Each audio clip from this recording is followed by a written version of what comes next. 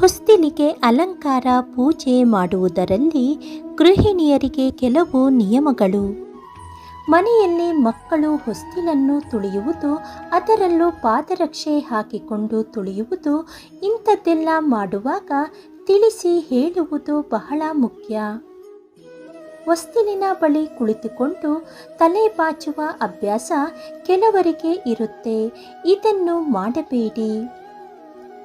ಹೊಸ್ತಿಲಿನ ಬಳಿ ಡಸ್ಟ್ಬಿನ್ ಇಡಬೇಡಿ.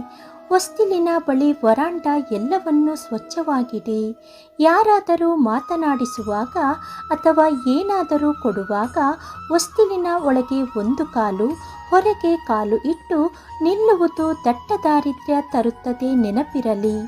ಈಗಂತೂ ಎಲ್ಲರೂ ಬಹಳ ಬ್ಯುಸಿ ಇರುವ ಪರಿಸ್ಥಿತಿ. ಮನೆಯಲ್ಲಿ ಗಂಡ ಹೆಂಡತಿ ಇಬ್ಬರು ದುಡಿದರೆ ಉಪ್ಪು ಹುಣಸೆ ಹುಟ್ಟುವ ಕಾಲ ಇದು. ಇಂತಹ ಸಂದರ್ಭದಲ್ಲಿ ಇದೆಲ್ಲ ಪಾಲಿಸುವುದು ಅಸಾಧ್ಯ ಎನಿಸಿದರೂ ಕೆಲವೊಂದು ಸೂಕ್ಷ್ಮತೆ ತಿಳಿಯುವುದು ಬಹಳ ಮುಖ್ಯ.